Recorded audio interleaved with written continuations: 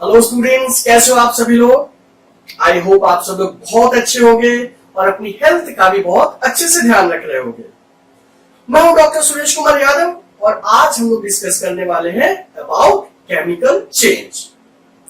पिछले वीडियो में हम लोगों ने बात की थी about physical change and chemical change, उसके डिफरेंसेस की हम लोगों ने बात की थी, है ना। तो एक बात बहुत ही क्विकली, बहुत ही जल्दी से उसको देख लेते हैं कि आखिर फिजिकल चेंज और केमिकल चेंज में क्या डिफरेंसेस थे। तो अगर हम बात करते हैं फिजिकल चेंज की, तो उस केस में क्या था और केमिकल, है ना। बहुत क्विकली हम लोग खाली देखेंगे क्योंकि हम लोग ये पढ़ चुके हैं। देखिए, फिजिकल चेंज में कभी भी नया सब्सटेंस नहीं बनेगा। No new substance is form. जब भी आपसे फिजिकल चेंज और केमिकल चेंज पूछा जाता है, आपको मन में सिर्फ एक ही सवाल पूछना है कि चेंज से पहले और चेंज के बाद क्या मटेरियल में कुछ बदलाव आया है। जब मटेरियल ही नहीं बदला, उसका फॉर्मूला ही नहीं बदला, तो प्रॉपर्टीज भी नहीं बदलेंगी। जैसे हमने ग्लास लिया, उसको तोड़ दिया, टूटने से पहले भी ग्लास था और टूटने के बाद भी ग्लास ही रहेगा। दैट मींस उसके मटेरियल में कोई चेंज नहीं आया। सिमिलरली पेपर की बात करें, फटने से पहले भी पेपर था, फटने के बाद भी पेपर ही है, चाहे जितने छोटे पीसेस कर दीजिए, मतलब मटेरियल में कोई चेंज नहीं आया। तो ये फिजिकल चेंज। तो जो पहला पॉइंट था फिजिकल चेंज का और केमिकल चेंज का, नो न्यू सब्सटेंस, है ना। ये हम लोगों ने पढ़ा हुआ था। केमिकल चेंज में हमेशा क्या होता है, न्यू सब्सटेंस, हमेशा क्या बनेगा, न्यू सब्सटेंस का फॉर्मेशन होता है। ठीक है। अगर हम सेकेंड पॉइंट की बात करते हैं, क्योंकि ये कोई भी नया सब्सटेंस नहीं बन रहा है, तो इसीलिए ये चेंज कैसा होता है, ये टेम्परेरी चेंज होता है। ये कैसा चेंज होगा, टेम्परेरी चेंज। टेम्परेरी का क्या मतलब हो गया, रिवर्सिबल। आप उसको रिवर्स भी कर सकते हैं। जैसे वाटर है, आपने उसको वेपराइज किया, फिर से ठंडा कर दीजिए, कंडेंस हो जाएगा, फिर से लिक्विड हो जाएगा। तो ये क्या हो गया, ये टेम्परेरी चेंज है। लेकिन अगर हम केमिकल की बात करते हैं, तो ये क्या होता है, ये परमानेंट चेंज होता है ना। ये क्या होता है, ये परमानेंट चेंज होगा। जैसे आपने पेपर को बर्न कर दिया, तो ये क्या हो गया, कभी आप इसको वापस तो कर नहीं सकते हैं, ये परमानेंट चेंज हो गया। तो यहीं से टेम्परेरी का मतलब क्या हो जाएगा, थर्ड पॉइंट जो है ये रिवर्सिबल, और ये क्या हो जाएगा, ये हो जाएगा इरिवर्सिबल। मैं जल्दी जल्दी इसके समराइज कर रहा हूं क्योंकि ये हम लोगों ने पिछले वीडियो में पढ़ा हुआ है। ठीक है। और जो फोर्थ पॉइंट है एनर्जी, अगर फिजिकल की बात होती तो यहाँ पर क्या होगा, लीस्ट एनर्जी या मिनिमम एनर्जी या वेरी लेस एनर्जी जो होगी वो इन्वॉल्व होगी। इन्वॉल्व का मतलब क्या, आइदर एब्सॉर्ब भी हो सकती है या ये रिलीज भी हो सकती है। बहुत ही कम क्वांटिटी, इतनी कम क्वांटिटी कि शायद ही आप उसको फील कर पाए। लेकिन अगर हम बात करते हैं केमिकल चेंज की, तो यहाँ पर क्या होगा, large quantity of energy is involve. Large quantity of energy is involve. Involve का मतलब एब्सॉर्ब भी और रिलीज भी, दोनों में से कोई भी हो सकता है। ठीक है। तो इस वीडियो में हम लोग ज्यादा एम्फेसाइज करेंगे ऑन केमिकल चेंज। तो देखिए, जो पहला पॉइंट है केमिकल चेंज का, वो ये कहता है कि always new substance is form. जब भी केमिकल चेंज की बात करेंगे, हमेशा नया सब्सटेंस बनता है। नया सब्सटेंस बनने का मतलब हो गया कि उसका जो केमिकल फॉर्मूला है वो चेंज होगा। फॉर एग्जाम्पल, जैसे तो फर्स्ट पॉइंट अगर हम केमिकल चेंज की बात करते हैं, तो इसमें आप बोल सकते हैं new substance is form. New substance is form, है ना। हमेशा जब भी बात करेंगे तो हमेशा क्या होगा, नए सब्सटेंस का फॉर्मेशन होगा। ठीक है। तो एक एग्जांपल देख लेते हैं। जैसे मान लीजिए आपने मैग्नीशियम लिया, ठीक है, आपने मैग्नीशियम लिया, इसको जो आप ऑक्सीजन में बर्न कर दीजिए, ऑक्सीजन से रिएक्ट करा दीजिए, तो ये क्या बनाएगा, ये बना लेगा मैग्नीशियम ऑक्साइड, MgO। तो देखिए, पहले मैग्नीशियम था, फिर ऑक्सीजन था, दोनों अलग अलग हैं, लेकिन जब दोनों कंबाइन हो गए तो फॉर्मूला बदल गया। ना मैग्नीशियम बचा ना ऑक्सीजन बचा, दोनों कंबाइन करके मैग्नीशियम ऑक्साइड इन्होंने बना दिया। तो ये कौन सा चेंज हो जाएगा, this is a chemical change, है ना, क्योंकि फॉर्मूला ही बदल जा रहा है। इसका सिंपल मतलब हो गया कि this is example of a chemical change. ठीक है। क्या पॉइंट समझ में आया। अब यहीं पर हम लोग थोड़ा और इसको डिस्कस करते हैं, इसको और अभी आगे लेके चलेंगे। तो फॉर्मेशन ऑफ न्यू सब्सटेंस या new substance is form. Second point की अगर हम बात करते हैं तो हीट एनर्जी, जो हीट एनर्जी है उसका जो आइदर एब्जॉर्प्शन या एवोल्यूशन काफी लार्ज क्वांटिटी में होगा, काफी लार्ज क्वांटिटी में होगा। तो अगर आप मतलब यही लिख देते हैं energy exchange, energy exchange, energy exchange, ठीक है, ये सेकेंड पॉइंट मान लीजिए आप। तो एक एग्जांपल देते हैं जिसमें कि लार्ज अमाउंट ऑफ हीट निकलती है, जैसे कि उसका सिंपल एग्जांपल देखिए, हाइड्रोजन है प्लस ऑक्सीजन है, जब आप इसको बर्न करते हैं तो बनता है वाटर, और बहुत सारी एनर्जी जो होती है वो क्या होती है, लिबरेट होती है, ठीक है।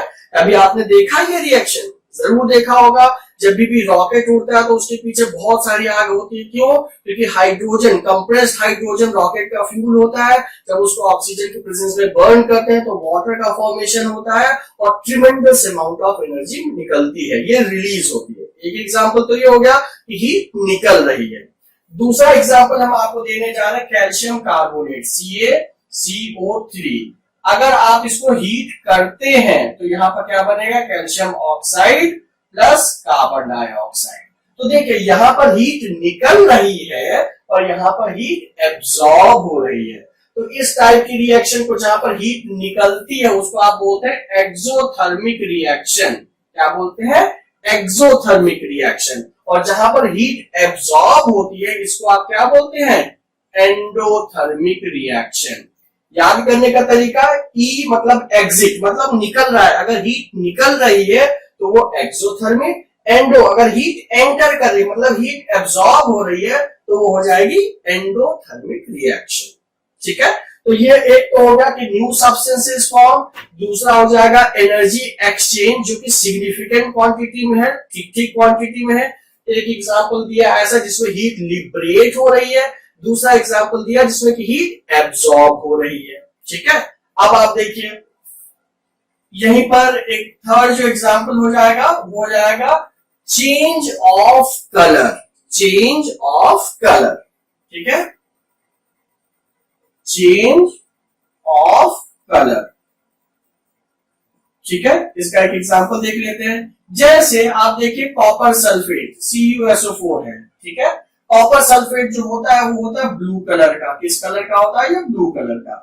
जैसे आप इसमें आयरन ऐड करते हैं, आयरन रिएक्ट कराते हैं तो यहां पर होती है कौन सी रिएक्शन? यहां पर रिएक्शन होती है displacement reaction.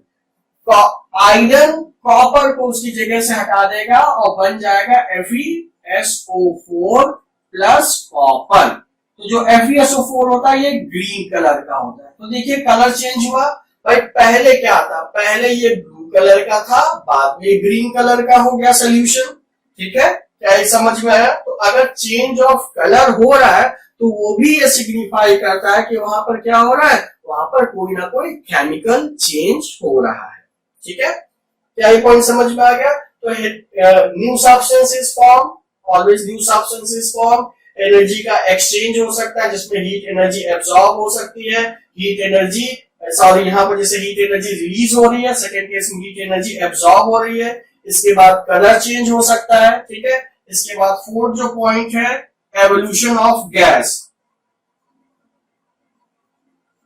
Evolution of gas, या आप इसको सिंपल बोल सकते हैं फॉर्मेशन ऑफ गैस। मतलब ऐसी रिएक्शन जिसमें कोई ना कोई गैसियस प्रोडक्ट का अगर फॉर्मेशन हो रहा है। फॉर एग्जाम्पल, एक एग्जाम्पल आपने ऊपर ही देखा कि यहां से क्या हो रहा है कि आप जब कैल्शियम कार्बोनेट को हीट करते हैं, कैल्शियम कार्बोनेट को आपने हीट किया तो ये एंडोथर्मिक का रिएक्शन हो जाएगा। तो कैल्शियम ऑक्साइड और यहाँ पर क्या बन रहा है? CO2 गैस बन रही है। तो ये जो अपवर्ड एरो है ये क्या सिग्निफाई करता है? गैसियस प्रोडक्ट को। तो वहां पर कोई केमिकल रिएक्शन होगी तो उसमें गैस का भी फॉर्मेशन हो सकता है। तो मतलब क्या हो गया? न्यू सब्सटेंस फॉर्म हो गया, एनर्जी का एक्सचेंज हो गया, कलर चेंज हो गया, गैसियस प्रोडक्ट भी बन सकता है। तो बच्चों अभी जरा देखते हैं इन्हीं इक्वेशंस में हम लोग कुछ एडिशनल चीजें समझने की कोशिश करते हैं। राइट, सबसे पहले हम लोग बात करते हैं, यहां पर बन गया मैग्नीशियम ऑक्साइड, मतलब ये हो गया मेटेलिक ऑक्साइड। मेटल जब भी ऑक्सीजन से रिएक्ट करता है तो बनाता है मेटेलिक ऑक्साइड। अब एक सवाल आता है कि what is the nature of metallic oxide, आखिर मेटेलिक ऑक्साइड का नेचर क्या होता है ना।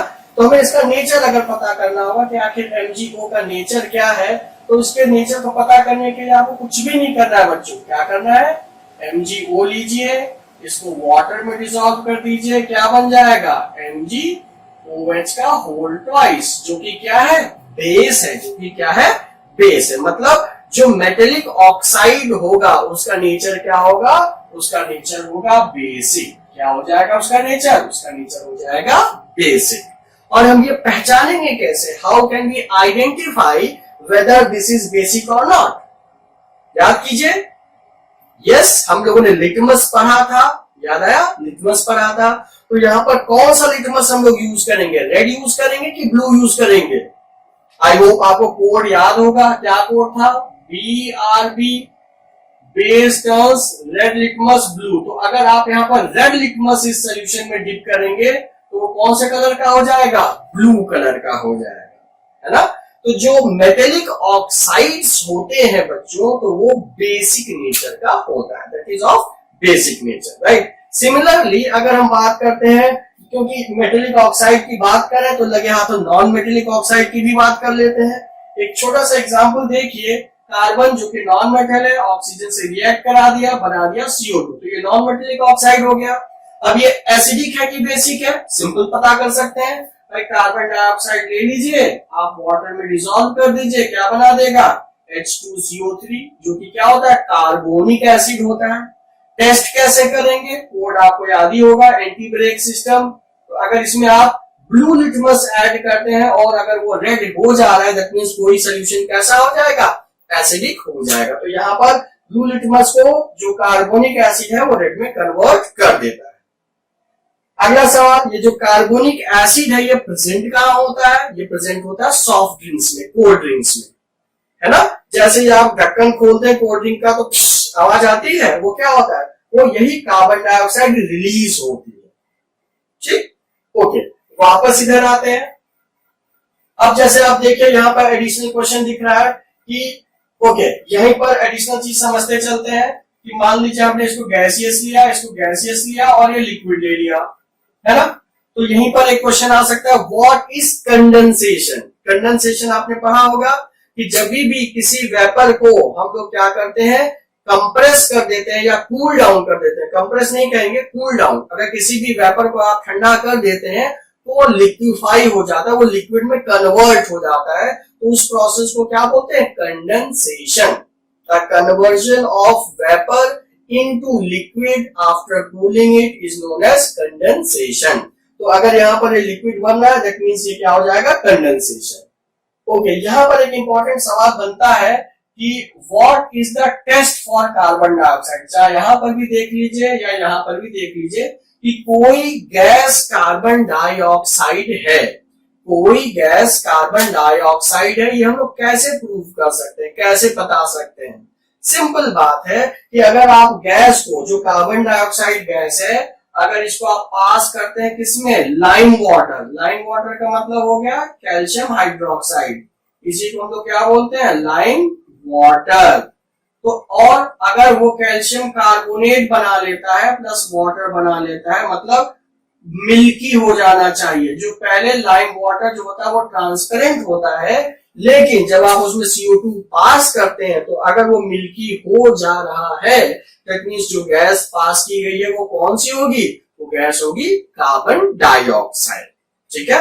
क्योंकि हम सारी गैसेस की बात कर रहे हैं, तो एक गैस और है जो कि बहुत बार सवाल पूछा जाता है कि हाइड्रोजन गैस को आप कैसे आइडेंटिफाई कर पाएंगे। तो the gas which Burns with a pop sound, the gas which Burns with a pop sound, उसको आप क्या कहेंगे, वो गैस कौन सी हो सकती है, वो गैस हो सकती है hydrogen. In the same way कोई गैस ऑक्सीजन है, ये हमें कैसे पता चलेगा, कोई गैस ऑक्सीजन है ये हमें कैसे पता चलेगा। सिंपल, बर्निंग मैच स्टिक जो बुझ रही हो, अगर आप वो लेके आएंगे वापस से वो रीग्लो करने लगेगी, दोबारा से जलने लगेगी, दैट मींस वो गैस कौन सी हो सकती है, वो गैस हो सकती है ऑक्सीजन, ठीक है। ओके, तो हम लोगों ने बात कर ली, नेचर की बात कर ली, हम लोगों ने गैस की बात कर ली, एक्सो एंडो की बात कर ली, कलर चेंज की बात करी। ओके, यहाँ पर भी एक बड़ा अच्छा सवाल आता है कि मान लीजिए हमने आयरन नेल्स, ये जो आयरन है वो नेल्स के फॉर्म में है और हमने ब्लू कलर के कॉपर सल्फेट में डाल दिया, तो एक तो कलर चेंज आपको दिख रहा है, दूसरा क्या होता है आयरन नेल के ऊपर ये रेडिश ब्राउन, क्योंकि जो कॉपर है ना, कॉपर जो होता है वो रेडिश ब्राउन कलर का डिपोजिशन बना लेता है on this iron nail. Iron nail पर पूरा जो कॉपर फ्रेशली बना हुआ है वो उसी के ऊपर डिपॉजिट हो जाता है, तो एक रेडिश ब्राउन कलर का कलरेशन प्रोवाइड करता है। ठीक है, तो जो जरूरी चीजें हैं कि हमेशा नया सब्सटेंस बनेगा इन chemical change, exchange of energy significant है, इसमें आप चाहे मैग्नीशियम को बर्न कर दो, जो आपने छुरछुरियां जलाई है ना, दिवाली में छुरछुरियां जलाते हैं एकदम व्हाइट चकाचौंध करने वाली जो व्हाइट लाइट होती है, दैट इज बेसिकली मैग्नीशियम। जब आप मैग्नीशियम को बर्न करते हैं तो डेजलिंग व्हाइट जो फ्लेम होती है दैट इज ऑफ मैग्नीशियम, तो tremendous amount of heat energy का प्रोडक्शन होता है। दूसरा कलर का चेंज हो रहा है, फिर एवोल्यूशन ऑफ गैस हो रहा है। तो अगर ये सारी चीजें हो रही हैं दैट मींस डेफिनेटली वो क्या होगा, वो होगा एक केमिकल चेंज। और आपने पहले ही फिजिकल चेंज और केमिकल चेंज को आप लोगों ने क्या कर लिया है, रिवाइज कर लिया है। अगर आप अपने आसपास देखेंगे बच्चों तो बहुत सारे केमिकल चेंज हो रहे हैं। ठीक है, कुछ कुछ एग्जांपल्स हम आपको समझाते हैं जो आपने पहले से ही पढ़े हुए हैं और आपको ये पता भी है। जैसे जो मिल्क है, ठीक है, मिल्क में तो एसिड ना के बराबर ही है क्योंकि वो स्वीट है, जैसे कर्ड में कन्वर्ट हो जाता है, वो खट्टा हो जाता है, तो that is a physical change और chemical change, that is a chemical change. क्यों, पहले लैक्टोज था, बाद में लैक्टिक एसिड बन गया, तो उसके फॉर्मूले में डिफरेंस आया कि नहीं आया। तो ऐसे बहुत सारे एग्जाम्पल है। पेपर था, पेपर को बर्न कर दिया, जब बर्न करने पर क्या होगा, हीट एनर्जी, लाइट एनर्जी और ऐश मिलेगी, तो उसमें क्या होगा, that is chemical change. Chocolate था, मेल्ट किया, वो तो फिजिकल चेंज है क्योंकि वापस से सॉलिडिफाई करके आप क्या बना दोगे, वापस से आप चॉकलेट बार बना दोगे, तो that is example of physical change. लेकिन आपने चॉकलेट को खा लिया तो वहां डाइजेशन शुरू हो जाएगा, चॉकलेट डिकम्पोज होने लगेगा, तो जब डिकम्पोज हो रहा है तो नया सब्सटेंस ही तो बन रहा है कि नहीं बन रहा है ना, नया सब्सटेंस बन रहा है। जब नया सब्सटेंस बनेगा तो क्या होगा, that is example of chemical change. ठीक है, ओके, तो अब हम लोग एक और इसी में ही अगर केमिकल चेंज का एक बहुत ही अच्छा एग्जांपल है और डिटेल में थोड़ा सा उसको पढ़ते हैं, दैट इज रस्टिंग। रस्टिंग सुना होगा आप लोगों ने, जंग लगना, टीवी पर एडवर्टीजमेंट भी आता है, जंग रोधक सीमेंट, श्री अल्ट्राश्री ऐसे कुछ नाम है ना, जंग रोधक सीमेंट, याद है। तो जंग क्या है, क्यों लगता है, ये समझना बहुत जरूरी है और ये हमारे लिए फायदेमंद है कि नुकसान है, ये भी समझना जरूरी है। तो देखिए रस्ट क्या होता है, आप लोगों ने देखा होगा अक्सर कि कुर्सी है, अगर बरसात में आप कुर्सी है उसको पेंट वेंट नहीं पड़ा है, आप बहुत दिन तक छोड़ दीजिए तो उस पर पाउडरी रेडिश कलर का आप उंगली फेरेंगे तो आपके हाथ उंगली में क्या हो जाएगा, रेड कलर का थोड़ा सा डिपोजिशन सा हो जाता है, ऑब्जर्व किया होगा। तो that is nothing but rust. तो रस्ट होता क्या है, पहले इसको समझते हैं। रस्ट क्या होता है, तो रस्ट क्या है कि iron in presence of oxygen and in presence of moisture ये कंपाउंड फॉर्म करता है Fe2O3.XH2O। ये जो होता है इसको बोलते हैं हम लोग क्या, रस्ट। अब ये XH2O क्या है ये भी समझना जरूरी है। इस H2O जो डॉट के बाद में H2O लिखा होता है इसको बोला जाता है वाटर ऑफ क्रिस्टलाइजेशन। ठीक है, वाटर ऑफ क्रिस्टलाइजेशन। ठीक, अब होता क्या है बच्चों, देखिए आयरन मॉइस्चर और ऑक्सीजन के साथ में जब रिएक्ट करता है तो एक पाउडरी सब्सटेंस का फॉर्मेशन करता है जो कि सरफेस पर होता है, उसको बोलते हैं हम लोग रस्ट। ठीक है, ये जो है वाटर ऑफ क्रिस्टलाइजेशन। ठीक, ये लूजली बाउंडेड वाटर होता है। अब देखिए दूसरी बात ये है कि जो रस्टिंग प्रोसेस है वो ऐसा नहीं कि बहुत ही जल्दी होगा, ऐसा नहीं कि आज रखा हो कल रस्ट हो गया, नहीं, it is a slow change, it is a very slow change. हम लोगों ने जब चेंजेस की बात की थी उसमें आज का एग्जाम्पल भी दिया था। ठीक है, अब आज हम लोग डिस्कस करते हैं कि आखिर जो रस्ट है इसका हार्मफुल इफेक्ट्स क्या है या ड्रॉबैक्स क्या है, हार्मफुल इफेक्ट्स या ड्रॉबैक्स। ठीक है, ड्रॉबैक्स ऑफ रस्ट। ठीक, अब बच्चों सोचो, आप लोगों ने अक्सर देखा होगा, आप नया कूलर खरीद के लेके आते हो और 3-4 सीजन के बाद क्या होता है, या 2 सीजन 3 सीजन के बाद क्या होता है, उसकी टंकी में छेद हो जाता है ना। ये देखा है, अक्सर नॉर्मल चीजें हैं ये। क्यों होता है ऐसा, ये सोचने वाली बात है। देखिए, कोई भी मेटल होगा उसका करोजन तो होगा, मतलब ऑक्सीजन से तो वो रिएक्ट करेगा ही करेगा, ये फैक्ट है ना। लेकिन जो आयरन के साथ में हमें समस्याएं क्यों आती है, ये समझिए। जो हमारे पास में आयरन है, मान लीजिए हमने ये आयरन, आपका जो घर में कूलर है उसके टंकी का एक छोटा सा व्यू दिखा रहा है, साइड व्यू। ये मेटल शीट है, जो टंकी की जो शीट है हमने इतनी चौड़ी करके आपको दिखाई, ठीक है। नया नया था, कोई दिक्कत नहीं हुई। पहले साल में क्या हुआ, थोड़ी सी रस्टिंग हो गई सरफेस पर, ठीक है। अब जो आयरन के साथ में प्रॉब्लम है, वो प्रॉब्लम यही है, आयरन के साथ में जो प्रॉब्लम है वो यही है कि जैसे ही ऑक्साइड की लेयर बनती है फिर वो चिप ऑफ हो जाती, पपड़ी बनकर अलग हो जाती है। अगर पपड़ी ना हटे तब चिपका रहे तब तो कोई दिक्कत नहीं है कि एक बार बनना था बन गया, उसके बाद प्रोटेक्ट हो गया। लेकिन ये बार बार हट जाती है। तो आप इमेजिन कीजिए, पहले सीजन में ये पपड़ी बनी और पपड़ी बनने के बाद क्या हुआ, ये वापस हट गई, ये हट गई, है ना। तो जब पपड़ी हट जाएगी तो क्या होगा, ये थोड़ा सा मेटल अपने साथ खा के, मेटल मतलब लेके जाएगी कि नहीं जाएगी। पपड़ी बनी, अपने साथ में थोड़ा सा ये मेटल लेके गए, है ना, पहला पॉइंट। फिर क्या हो गया, फिर से ये ऑक्साइड बनाएगा। जब ऑक्साइड बनाएगा फिर से ये लेयर हट जाएगी। जब लेयर हटेगी तो क्या होगा, थोड़ा और मेटल लेके गया, है ना। तो ये प्रोसेस बार बार होती रहेगी। फिर से ऑक्साइड लेयर बनी, फिर से थोड़ा और मेटल खा के गया। तो कहने का मतलब धीरे धीरे करके मेटल कम हो जाता है और एक टाइम आएगा, क्या आएगा, जब एक टाइम आएगा तो क्या होगा, पानी की टंकी में छेद हो गया, पानी टपकने लगा, है ना। तो होता क्या है कि हमें ये कंडीशन, क्योंकि ये चिप ऑफ हो जा रहा है, ये लेयर बन के अलग अलग हो जाता है, तो यही सबसे बड़ी प्रॉब्लम है हमारे लिए। और इससे प्रॉब्लम क्यों है, क्योंकि आयरन बहुत ही सस्ता और बहुत ही ड्यूरेबल मटेरियल है। हर जगह आप इसको यूज करते हैं, चाहे बिल्डिंग्स हो, चाहे फर्नीचर हो, चाहे ब्रिजेस हो, चाहे चेयर्स हो एंड सो ऑन। मतलब ऑलमोस्ट हर सेक्टर में इसको यूज किया जाता है। और अगर ये ऐसे ही चिप ऑफ होता रहेगा तो over a period of time क्या हो जाएगा, जो भी स्ट्रक्चर है वो धीरे धीरे करके कमजोर हो जाएगा कि नहीं हो जाएगा। तो हमें क्या करना पड़ता है, हमें उसकी प्रोटेक्शन करनी पड़ती है ताकि वो रस्ट ना हो, उसमें जंग ना लगे, ठीक। इसीलिए आप लोगों ने देखा होगा, कूलर 1 साल के बाद या 2 साल के बाद उसकी टंकी में पापा लोग क्या करते हैं, पेंट कर देते हैं, देखा होगा, है ना। क्यों करते हैं पेंट, उसको वो रीजन होगा कि आखिर पेंट क्यों करते हैं। तो सिंपल बात यह है कि आपको दिख रहा है रस्ट किसकी वजह से हो रहा है, रस्ट हो रहा है ऑक्सीजन और मॉइस्चर की वजह से। तो हम ऐसा तो कर नहीं सकते ना कि पूरे एटमॉस्फेयर से ऑक्सीजन और मॉइस्चर खत्म कर दे, वो तो नहीं कर सकते। तो हम ये जरूर कर सकते हैं कि हमारे आयरन के ऊपर डायरेक्ट कांटेक्ट में ये मॉइस्चर और ऑक्सीजन ना है, ऐसा तो हम लोग कर सकते हैं। तो इसीलिए क्या किया जाता है कि मान लीजिए ये हमारे पास में आयरन की शीट थी, हमने इसके ऊपर कोई ना कोई मैकेनिज्म लगाकर ऑक्सीजन की जो कांटेक्ट है वो हटा दिया। अब ये कैसे हटा सकते हैं, तो बहुत सारे मेथड्स है। तो ड्रॉबैक्स में आपको समझ में आ गया होगा कि आखिर ड्रॉबैक क्या हो रहा है, तो आप कैसे प्रिवेंट करेंगे,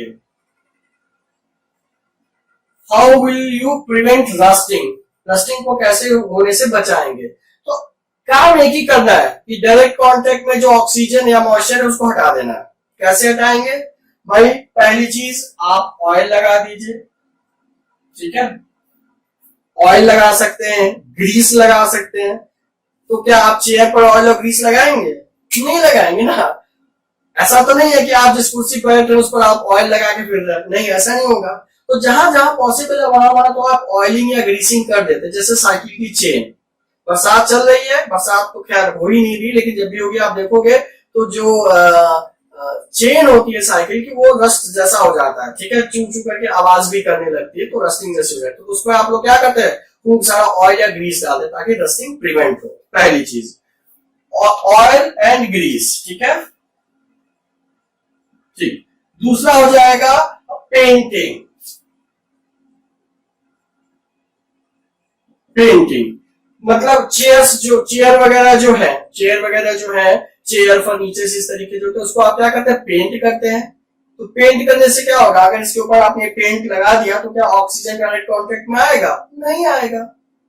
ठीक है, क्या ये पॉइंट समझ में आ गया? तो आप पेंट कर दीजिए, उसके ऊपर बहुत अच्छा सा पेंट लगा सकते हैं तो वो ड्यूरेबल हो जाएगा। इसके बाद होता है गैल्वेनाइजेशन। गैल्वेनाइजेशन, अब ये गैल्वेनाइजेशन क्या है बच्चों? देखिए, अगर ये हमने आयरन लिया, उसके ऊपर हमने जिंक की कोटिंग कर दी, जिंक चिपका दिया, तो इस प्रोसेस को बोलते हैं गैल्वेनाइजेशन। मतलब आयरन के ऊपर जिंक को लगाना इज नोन एज गैल्वेनाइजेशन।